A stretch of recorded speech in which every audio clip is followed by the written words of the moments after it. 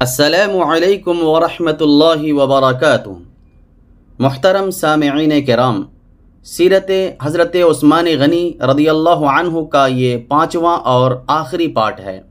اس حصے میں ہم خلافت عثمانی پر ایک طائرانہ نگاہ رکھتے ہوئے تمام تفصیلات کو اجمال میں پیش کرنے کی کوشش کریں گے۔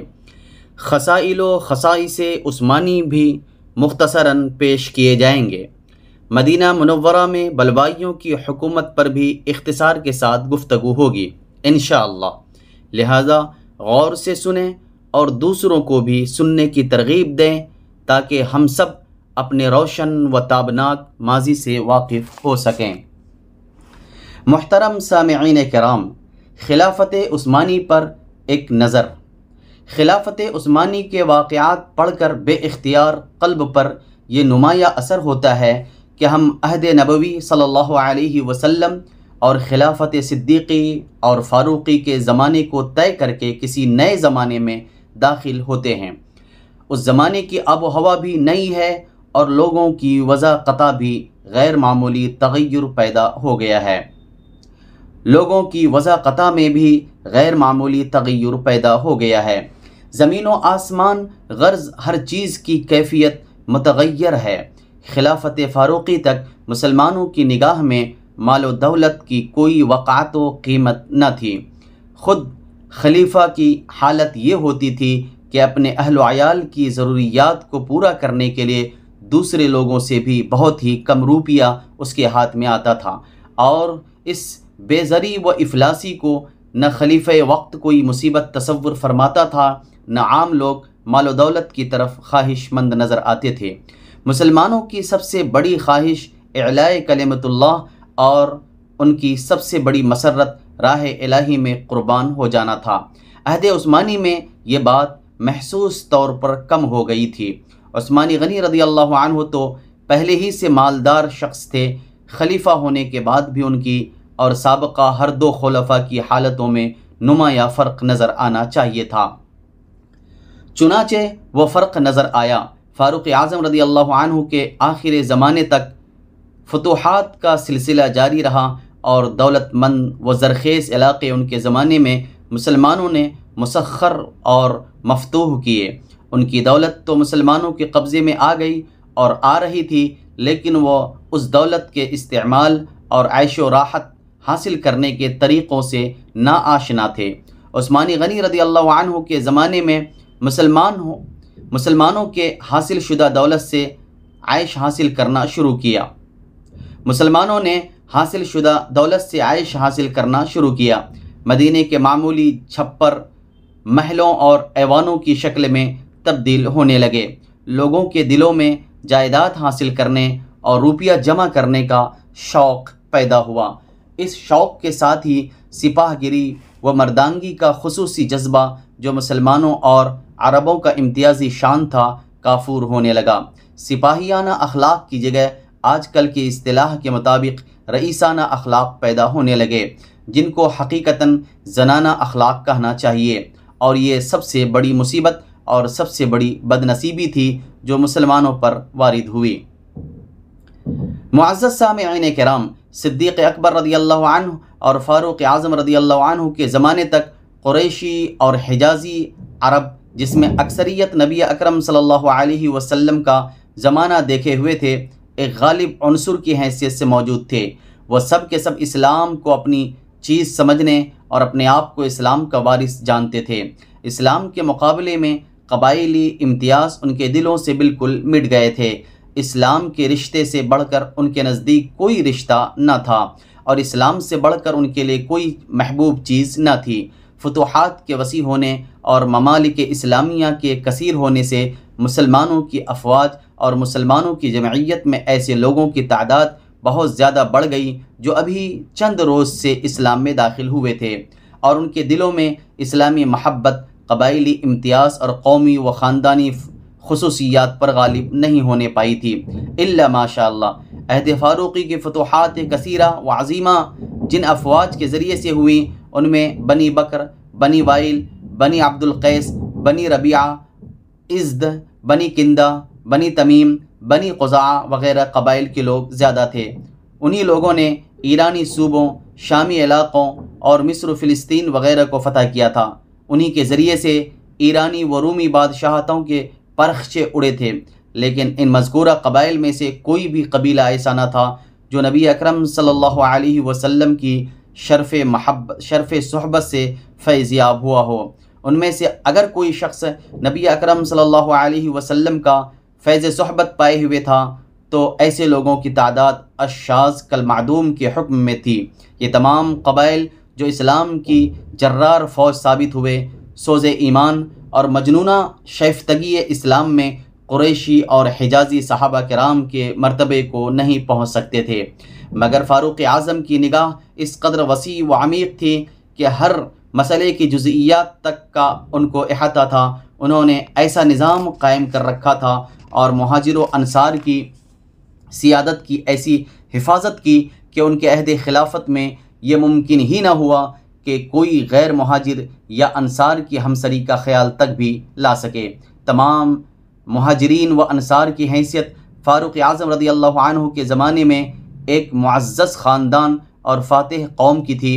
فاروق اعظم نے ایک طرف بڑی کوشش اور احتیاط کے ساتھ اپنی فتح مند فوج اور صف شکن عربی سپاہیوں کے خصوصی سپاہیانہ اور جواں مردانہ جذبات کی حفاظت و نگرانی کی، حتیٰ کہ شام کی خوش سواد شہروں اور سامان عائش رکھنے والی بستیوں میں یا ان کے قریب بھی عہد فاروقی میں اسلامی فوجوں کو قیام کرنے کا موقع نہیں دیا جاتا تھا۔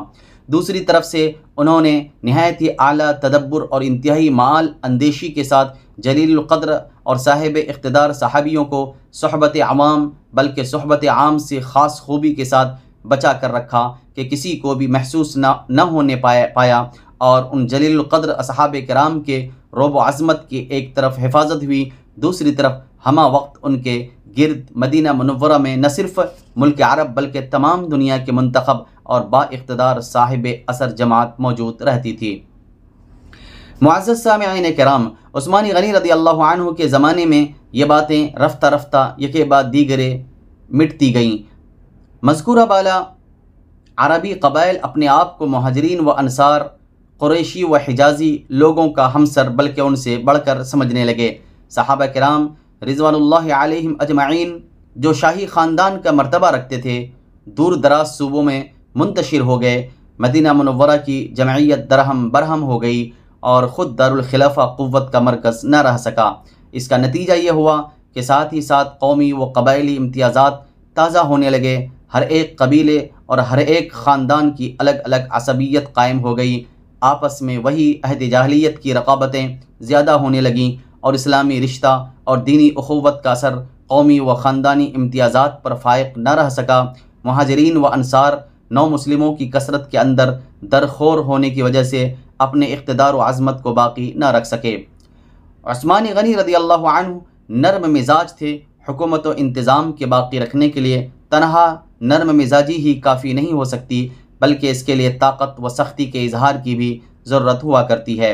عثمان غنی رضی اللہ عنہ کے زمانے میں ایک طرف تو مسلمانوں کے دلوں میں مال و دولت اور عیش و راحت جسمانی کی قدر پیدا ہونے لگی، اور دوسری طرف خلیفہ وقت کا رعب و اقتدار دلوں سے کم ہونے لگا۔ اس حالت میں شہرت پسند اور جاہ طلب لوگوں کو اپنی اول العزمیوں کے اظہار اور اپنے ارادوں کے پورا کرنے کی کوششوں کا موقع ملنے لگا۔ قریشیوں اور حجازیوں میں جو اس قسم کے اول العزم اشخاص تھے، ان کو بڑی آسانی کے ساتھ نو مسلم قبائل کی حمایت اور فتح مند لشکریوں کی اعانت و حمایت حاصل ہونے لگی۔ اسلام سے پیشتر قبیلہ قریش دو حصوں میں منقسم سمجھا جاتا تھا۔ معزز سامعین کرام، اسلام سے پیشتر قبیلہ قریش دو حصوں میں منقسم سمجھا جاتا تھا، ایک بنو امیہ، دوسرے بنو ہاشم۔ اگرچہ بنو ہاشم اور بنو امیہ دونوں خاندان مل کر تمام قبیلہ قریش کو پورا نہیں کرتے تھے، بلکہ مثل اس کے اور بھی خاندان قریش میں تھے، لیکن بنو ہاشم اور بنو امیہ چونکہ ایک دوسرے کے رقیب اور مخالف تھے، لہذا باقی خاندان بھی انہی میں سے کسی نہ کسی کے طرفدار تھے۔ بنو امیہ کی طاقت اور ان کا اثر و رسوخ ظہور اسلام کے قریب زمانے میں بنو ہاشم سے بڑھ گیا تھا۔ اگرچہ ظہور اسلام سے بہت پہلے وہ بنو ہاشم سے کمزور تھے، جب نبی اکرم صلی اللہ علیہ وسلم قبیلے بنو ہاشم میں مبعوث ہوئے تو بنو امیہ نے ہی آپ کی اور اسلام کی سب سے زیادہ مخالفت کی۔ احد و احزاب کی خطرناک و عظیم الشان لڑائیوں میں مخالفین اسلام کی فوجوں کا سپہ سالار ابو سفیان رضی اللہ عنہ تھے جو بنو امیہ سے تھے۔ آخر نتیجہ یہ ہوا کہ خود ابو سفیان رضی اللہ عنہ اور بنو امیہ سب اسلام میں داخل ہو گئے۔ امویوں اور ہاشمیوں کا فرق اور امتیاز بالکل مٹ گیا۔ اسلام نے بنو امیہ اور بنو ہاشم دونوں کو بالکل ایک کر دیا۔ نسلی اور قبائلی امتیازات کا نام و نشان باقی نہ رہا۔ ابو بکر صدیق رضی اللہ عنہ اور عمر فاروق رضی اللہ عنہ کے عہد خلافت میں بھی یہی کیفیت رہی اور سارے کے سارے قبائل ایک ہی رنگ میں رنگین نظر آتے تھے۔ لیکن عثمان غنی رضی اللہ عنہ کے عہد خلافت میں بنو امیہ کو عہد جاہلیت کی رقابتیں پھر یاد آ گئیں۔ پھر عثمان غنی رضی اللہ عنہ چونکہ بنو امیہ سے تھے اور ساتھ ہی ان کو اپنے کنبے کی پرورش اور اپنے رشتہ داروں پر احسان کرنے کا زیادہ خیال تھا، لہٰذا بنو امیہ کو زیادہ منافع حاصل ہوئے۔ ادھر فوجی اور جنگی اولو العزمیوں کے ساتھ مالی اولو العزمیہ بھی لوگوں کے دلوں میں پیدا ہونے لگی تھیں۔ خلیفہ وقت کے رعب و اقتدار کی گرفت بھی کم ہو گئی تھی۔ مہاجرین و انصار اور قریشیوں کا اقتدار بھی نو مسلم بہادروں کی کثرت کے سبب سے ہلکا پڑنے لگا تھا۔ مدینہ منورہ میں بھی با اثر اور طاقتور لوگوں کی مدینہ منورہ میں بھی با اثر اور طاقتور لوگوں کی یک دل جمعیت کمزور ہو کر قریباً معدوم ہو چکی تھی، لہذا بنو امیہ نے ان تمام باتوں سے فائدہ اٹھانے میں کمی نہیں کی۔ عثمان غنی رضی اللہ عنہ کی نرم مزاجی سے تو انہوں نے یہ فائدہ اٹھایا کہ مروان بن حکم کو ان کا امیر منشی ہونے کی حالت میں بنو امیہ کا ایسا حامی و طرفدار بنا دیا کہ اس نے جا اور بے جا ہمہ وقت اور بہرطور بنو امیہ کو فائدہ پہنچوانے، آگے بڑھانے، طاقتور بنانے میں مطلق کوتاہی نہیں کی۔ معزز سامعین کرام، جب ملکوں اور صوبوں کی گورنریاں زیادہ تر بنو امیہ ہی کو مل گئیں اور تمام ممالک اسلامیہ میں ہر ایک جگہ بنو امیہ ہی حاکم اور صاحب اقتدار نظر آنے لگے، تو انہوں نے اپنے اقتدار رفتہ کے واپس لینے یعنی بنو ہاشم کے مقابلے میں اپنا مرتبہ بلند قائم کرنے کی کوشش کی۔ اس کا لازمی نتیجہ یہ تھا کہ بنو ہاشم اور دوسرے قبائل کو بھی بنو امیہ کی ان کوششوں کا احساس ہوا۔ یہ کہنا کہ خود عثمان غنی رضی اللہ عنہ بنو امیہ کی ایسی کوششوں کے متحرک اور خواہش مند تھے، سراسر بہتان و افترا ہے، کیونکہ ان کے اندر کسی سازش، کسی غلط پالیسی، کسی منافقت کا نام و نشان تک بھی نہیں بتایا جا سکتا۔ ان کی نرم مزاجی اور درگزر اور رشتہ داروں کے ساتھ نیک سلوک سے پیش آنے کی دونوں صفتوں نے مل کر بنو امیہ کو موقع دے دیا کہ وہ اپنے قومی و خاندانی اقتدار کے قائم کرنے کی تدبیروں میں مصروف ہوں، اور اس طرح عہد جاہلیت کی فراموش شدہ رقابتیں پھر تازہ ہو جائیں۔ ان رقابتوں کو نتیجہ خیز بنانے کے لیے مال و دولت کی فراوانی اور عیش و تن آسانی کی خواہش نے اور بھی سہارا دیا۔ اس قسم کی باتوں کا وہم و گمان بھی صدیقی و فاروقی عہد خلافت میں کسی کو نہیں ہو سکتا تھا۔ اس موقع پر مجبوراً یہ کہنا پڑتا ہے کہ اگرچہ خاندان والوں اور رشتہ داروں کے ساتھ احسان کرنا ایک خوبی کی بات ہے، لیکن اس اچھی بات پر ایک خلیفہ کو عمل درآمد کرانے کے لیے بڑی ہی احتیاط کی ضرورت ہے، اور عثمان غنی رضی اللہ عنہ سے شاید کما حقہ احتیاط کے برتنے میں کمی ہوئی، اور مروان بن حکم اپنے چچا زاد بھائی کو آخری وقت تک اپنا کاتب یعنی میر منشی اور وزیر و مشیر رکھنا تو بلا شک احتیاط کے خلاف تھا، نہ اس لیے کہ وہ آپ کا رشتہ دار تھا، بلکہ اس لیے کہ وہ اتقاء اور روحانیت میں ناقص اور اس مرتبہ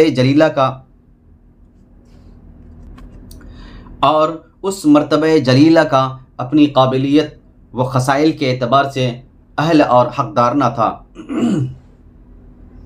محترم سامعین کرام، عثمان غنی رضی اللہ عنہ کے خلیفہ ہوتے ہی ایرانی صوبوں میں جگہ جگہ بغاوتیں ہوئیں، مگر اسلامی فوجوں نے باغیوں کی ہر جگہ گوشمالی کی اور تمام بغاوت زدہ علاقوں میں پھر امن و امان اور اسلامی حکومت قائم کر دی۔ ان بغاوتوں کے فروغ کرنے میں ایک یہ بھی فائدہ ہوا کہ ہر باغی صوبہ کے سرحدی علاقوں کی طرف بھی توجہ کی گئی، اور اس طرح بہت سے نئے علاقے بھی مسلمانوں کے قبضے میں آ گئے۔ مثلاً جنوبی ایران کی بغاوتوں کو فروغ کرنے کے سلسلے میں سیستان و کرمان کے صوبوں پر بھی مسلمانوں کا قبضہ ہوا۔ شمالی و مشرقی ایران کی بغاوتوں، ترکوں اور چینیوں کی چڑھائیوں کے انسداد کی کوششوں کا نتیجہ یہ ہوا کہ ہرات، کابل، بلخ اور جیجون پار کے علاقوں پر مسلمانوں کا قبضہ ہو گیا۔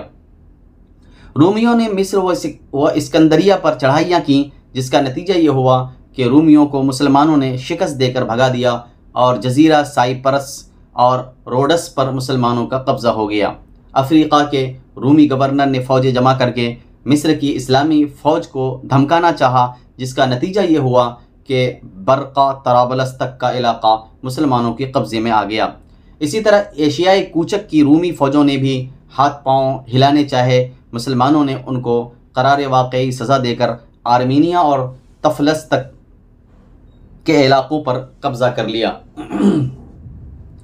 غرض عثمانی غنی رضی اللہ عنہ کے زمانے میں بھی بہت کافی اور اہم فتوحات مسلمانوں کو حاصل ہوئیں اور حدود اسلامیہ کی حدود پہلے سے بہت زیادہ وسیع ہو گئیں۔ ایران و شام و مصر وغیرہ ملکوں میں عثمانی غنی رضی اللہ عنہ کے حکم کے موافق گورنروں نے سڑکیں بنوانے، مدرسے قائم کرنے، تجارت و حرفت اور زراعت کو فروغ دینے کی کوششیں کیں۔ یعنی سلطنت اسلامیہ نے اپنی ظاہری ترقی کے ساتھ ہی مصنوعی ترقی بھی کی، لیکن یہ تمام ترقیات زیادہ تر خلافت عثمانی کے نصف اول یعنی ابتدائی 6 سال میں ہوئیں۔ نصف آخری یعنی 6 سال کے عرصے میں اندرونی اور داخلی فسادات کی پیدائش اور نشو و نما ہوتی رہی۔ اس سے پیشتر کے مسلمانوں کا مطمع نظر اور قبلہ توجہ اشاعت اسلام اور شرک شکنی کے سوا اور کچھ نہ تھا، لیکن اب وہ توجہ آپس کی مسابقت اور برادر افغانی میں بھی مصروف ہونے لگی۔ بنو امیہ نے مدینہ منورہ میں اپنی تعداد اور اثر کو بڑھا لیا اور اطراف و جوانب کے صوبوں اور ملکوں میں بھی ان کا اثر روز افزوں ترقی کرنے لگا۔ یہ ضروری نہ تھا کہ بنو امیہ کے اس طرز عمل کو دیکھ کر دوسرے مسلمان قبائل موافقت یا مخالفت میں بے سوچے سمجھے حصہ لینے لگتے اور قومی جانبداری کی آگ میں کود پڑتے، بلکہ بنو امیہ کی غلط کاریوں کو محسوس کرنے کے بعد صحابہ کرام رضوان اللہ علیہم اجمعین یعنی مہاجرین و انصار کی محترم جماعت اگر سہولت و معقولیت کے ساتھ لوگوں کو سمجھاتی اور اس فتنے کو نشو و نما پانے سے پہلے دبا دینے کی کوشش کرتی، تو اصحاب نبوی کا اتنا اثر امت محمدیہ میں ضرور موجود تھا کہ ان بزرگوں کی کوشش سدا بسہرا ثابت نہ ہوتی۔ بنو امیہ نے اپنا اقتدار بڑھانے کی کوششیں شروع کیں۔ ان کا احساس صحابہ کرام کو کچھ عرصہ کے بعد ہوا، اور جب احساس ہوا تو اس وقت سے علاج کی کوششیں بھی شروع ہو کر کامیاب ہو سکتی تھیں، لیکن بدقسمتی اور سوء اتفاق سے امت مسلمہ کو ایک سخت و شدید ابتلا میں مبتلا ہونا پڑا، یعنی عین اسی زمانے میں نہایت چالاک و عقل مند اور صاحب عزم و ارادہ یہودی عبداللہ بن سبا اسلام کی تخریف و مخالفت کے لیے آمادہ و مستعد ہو گیا۔ معزز سامعین کرام، نبی اکرم صلی اللہ علیہ وسلم کے عہد مبارک میں بھی منافقوں کے ہاتھوں سے مسلمانوں کو بارہا ابتلا میں مبتلا ہونا پڑا، اور اب عہد عثمانی میں بھی ایک منافق یہودی مسلمانوں کی ایذا رسانی کا باعث ہوا۔ یہ فیصلہ کرنا دشوار ہے کہ عبداللہ بن ابی زیادہ خطرناک منافق تھا یا عبداللہ بن سبا بڑا منافق تھا، لیکن یہ ضرور کہا جا سکتا ہے کہ عبداللہ بن ابی کو اپنے شرارت آمیز منصوبوں میں کامیابی کم حاصل ہوئی اور نامرادی و ناکامی بیشتر اس کے حصے میں آئی، لیکن عبداللہ بن سبا اگرچہ خود کوئی ذاتی کامیابی حاصل نہ کر سکا، تاہم مسلمانوں کی جمعیت کو وہ ضرور نقصان عظیم پہنچا سکا، کیونکہ اس نقصان عظیم کے موجبات پہلے سے مرتب و مہیا ہو رہے تھے۔ عبداللہ بن سبا کی مسلم کش کوششوں کا سب سے زبردست پہلو یہ تھا کہ اس نے بنو امیہ کی مخالفت میں یک لخت و یکایک تمام عرب قبائل کو برانگیختہ اور مشتعل کر دیا، جس کے لیے اس نے علی رضی اللہ عنہ کی حمایت و محبت کو ذریعہ اور بہانہ بنایا۔ جن قبائل میں اس نے مخالفت بنو امیہ اور عداوت عثمانی پیدا کرنی چاہی، یہ سب کے سب وہی لوگ تھے جو اپنی فتوحات پر مغرور اور اپنے کارنامے کے مقابلے میں قریش و اہل حجاز کو خاطر میں نہ لائے تھے، لیکن سابقون الاسلام نہ تھے بلکہ نو مسلموں میں ان کا شمار تھا۔ عبداللہ بن سبا نے بڑی آسانی سے بنو امیہ کے سوا باقی اہل مدینہ کو عثمان غنی رضی اللہ عنہ کی بدگوئی اور بنو امیہ کی عام شکایت پر آمادہ کر دیا۔ پھر وہ بصرہ، کوفہ، دمشق وغیرہ فوجی مرکزوں میں گھوما، جہاں سوائے دمشق کے ہر جگہ اس کو مناسب آب و ہوا اور موافق سامان میسر ہوئے۔ دمشق میں بھی اس کو کم کامیابی حاصل نہیں ہوئی، کیونکہ یہاں بھی اس نے ابو ذر غفاری رضی اللہ عنہ والے واقعہ سے خوب فائدہ اٹھایا۔ آخر میں وہ مصر پہنچا اور تمام مرکزی مقاموں کے اندر جہاں وہ خود سامان فراہم کر آیا تھا، مصر میں بیٹھے بیٹھے اپنی تحریک کو ترقی دی۔ مصر کو اس نے اپنا مرکز اس لیے بنایا کہ یہاں کا گورنر عبداللہ بن سعد خود مختاری میں تو دوسرے گورنروں سے بڑھا ہوا اور دقت نظر میں دوسروں سے کم، اور رومیوں وغیرہ کے حملوں کی روک تھام کے خیال اور افریقہ و طرابلس وغیرہ کی حفاظت کی فکر میں اندرونی تحریکوں اور داخلی کاموں کی طرف زیادہ متوجہ نہیں ہو سکتا تھا۔ اس نے بصرہ میں طلحہ رضی اللہ عنہ اور کوفہ میں زبیر رضی اللہ عنہ کی مقبولیت کو بڑھا ہوا دیکھا، لیکن وہ جانتا تھا کہ تمام عالم اسلام میں علی رضی اللہ عنہ کی مقبولیت ان دونوں حضرات سے بڑھ جائے گی، لہٰذا اس نے بصرہ، کوفہ، دمشق کو بڑی آسانی سے چھوڑ دیا اور مصر میں بیٹھ کر اپنے کام کو اس طرح شروع کیا کہ بصرہ و کوفہ والوں کی اس مخالفت کو ترقی دی۔ بصرہ و کوفہ والوں کی اس مخالفت کو ترقی دی جو ان کی بنو امیہ اور عثمان غنی رضی اللہ عنہ کے ساتھ پیدا ہو چکی تھی، لیکن مصر میں اس مخالفت کے پیدا کرنے اور اس کو ترقی دینے کے علاوہ علی رضی اللہ عنہ کی محبت اور ان کے مظلوم ہونے، حقدار خلافت ہونے، وسیع ہونے وغیرہ کے خیالات کو شائع کیا۔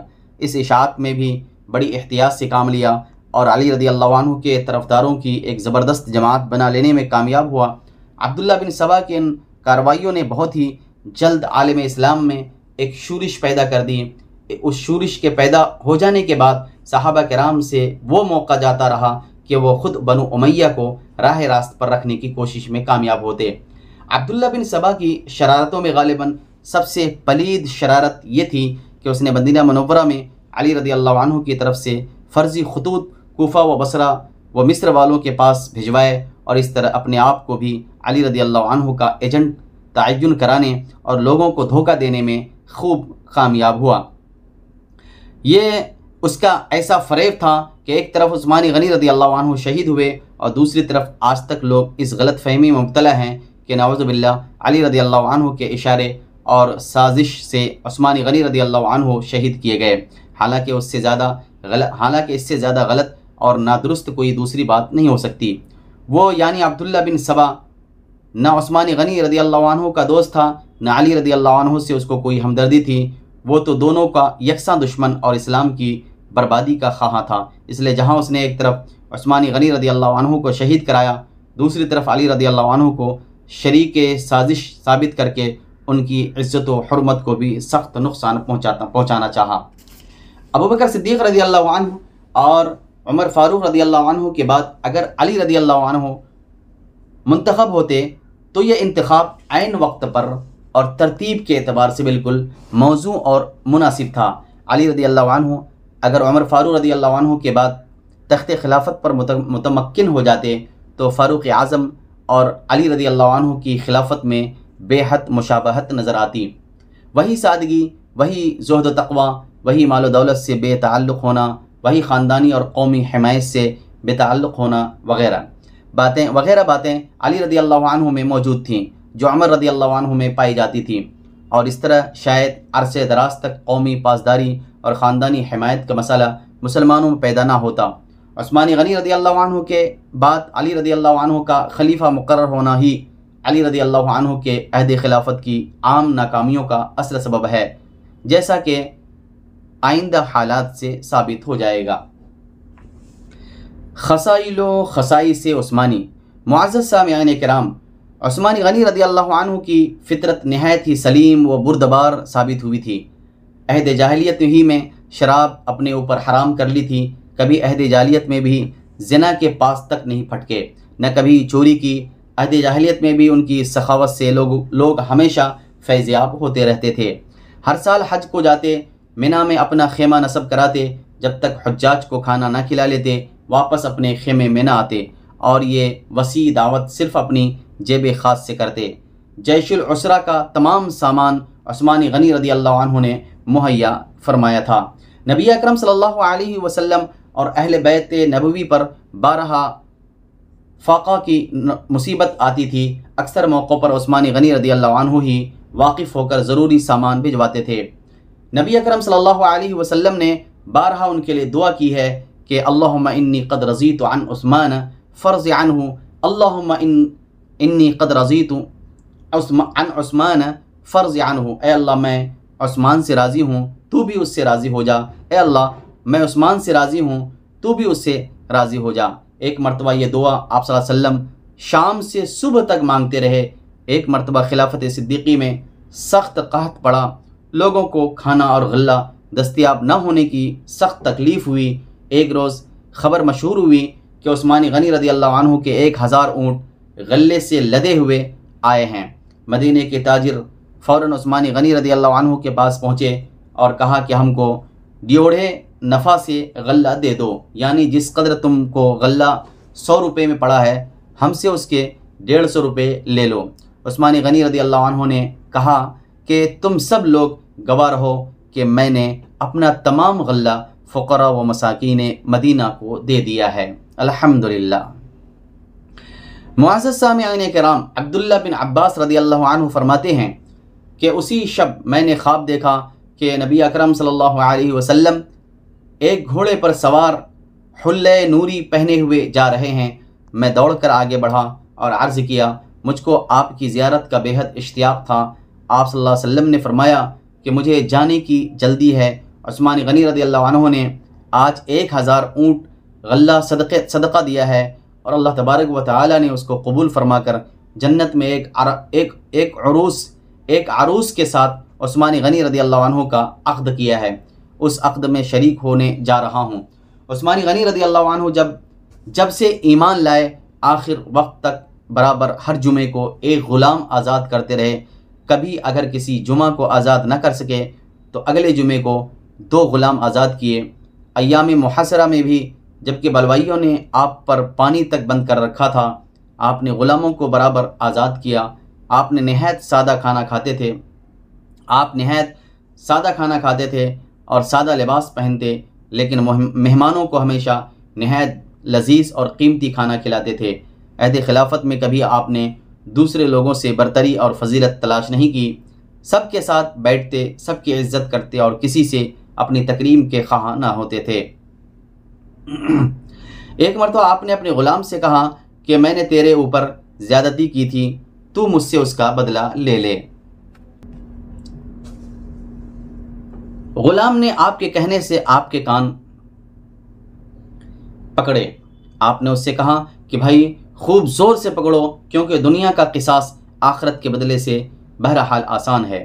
قرآن کریم کی اشاعت اور قرآن کریم کی ایک قرأت پر سب کو جمع کرنا اوپر بیان ہو چکا ہے۔ مسجد نبوی صلی اللہ علیہ وسلم کی توسیع کا حال بھی اوپر بیان ہو چکا ہے۔ آپ نے روزینوں کی تقسیم اور وظائف دینے کے لیے ایام و اوقات مقرر فرما رکھے تھے۔ آپ کو ہر ایک کام وقت پر اور باقاعدہ کرنے کی عادت تھی۔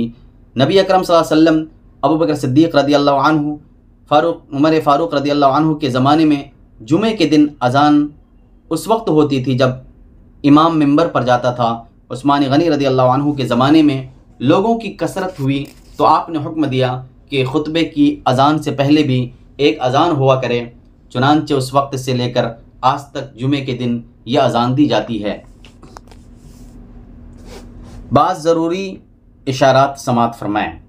محترم سامعین کرام، جس وقت بلوائیوں نے مدینہ منورہ میں داخل ہو کر بدتمیزیاں شروع کر دی تھیں، اس وقت عائشہ صدیقہ رضی اللہ عنہا مدینے سے مکے کی جانب حج کے لیے روانہ ہوئیں۔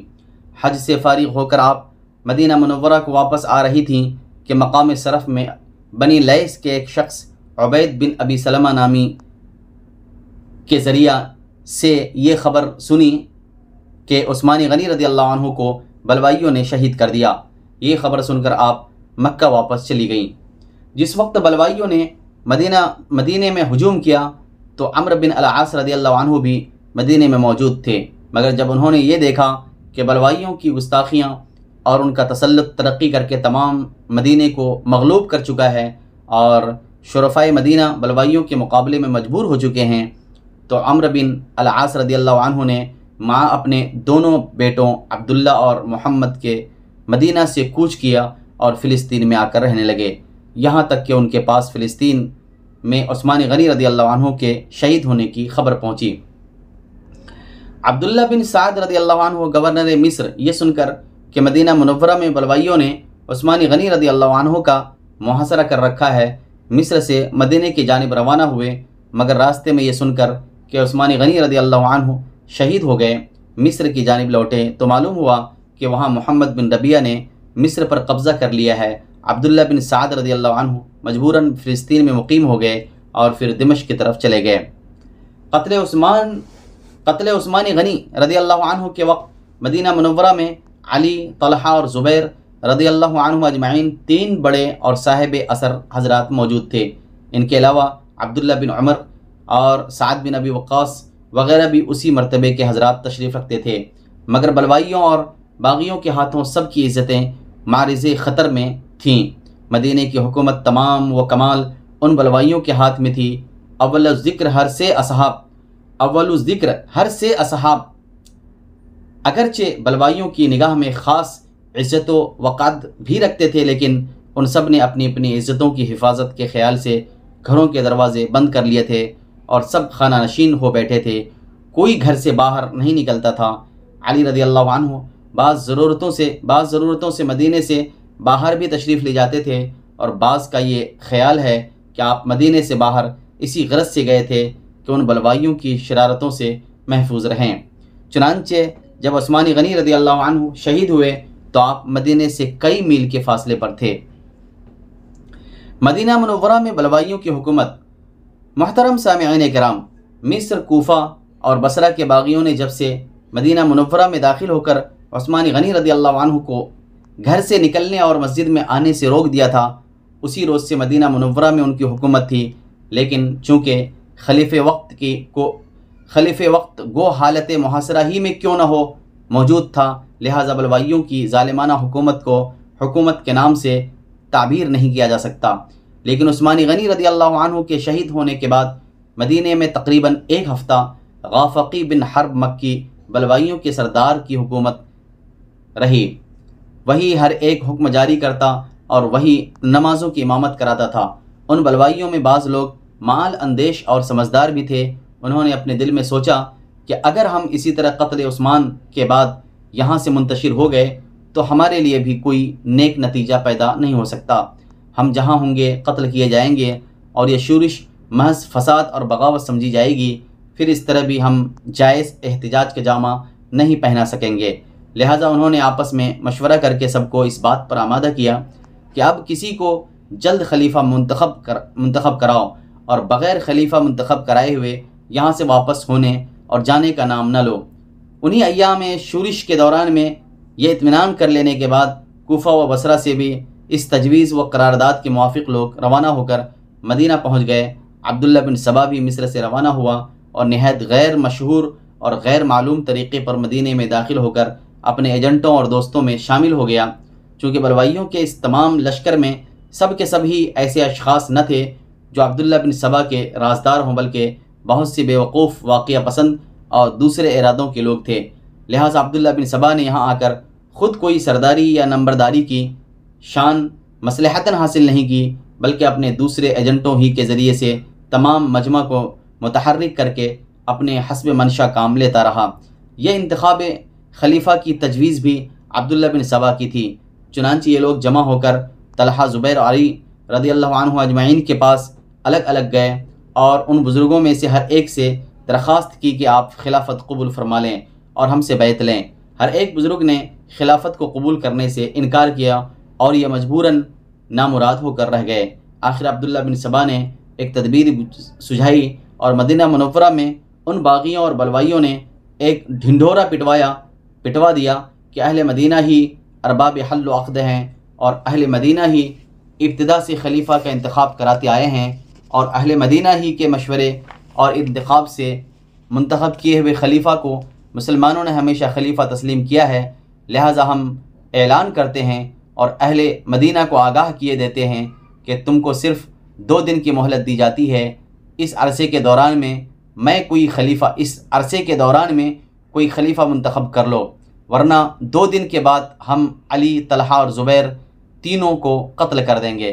اس اعلان کو سن کر مدینہ والوں کے ہوش و حواس جاتے رہے۔ وہ بے تابانہ اپنے اپنے گھروں سے نکل کر علی رضی اللہ عنہ کے پاس گئے۔ اسی طرح باقی دونوں حضرات کے پاس بھی مدینے والوں کے وفود پہنچے۔ طلحہ و زبیر نے تو صاف انکار کر دیا اور کہا کہ ہم خلافت کا بار اپنے کندھوں پر لینا نہیں چاہتے۔ علی رضی اللہ عنہ نے بھی اول انکار ہی کیا تھا، لیکن جب لوگوں نے زیادہ اصرار و منت سماجت کی تو وہ رضامند ہو گئے۔ ان کے رضامند ہوتے ہی لوگ جوق در جوق ٹوٹ پڑے۔ اہل مدینہ نے بھی اور بلوائیوں کی جمعیت نے بھی ان کے ہاتھ پر بیعت کی۔ وآخر دعوانا الحمد للہ رب العالمین۔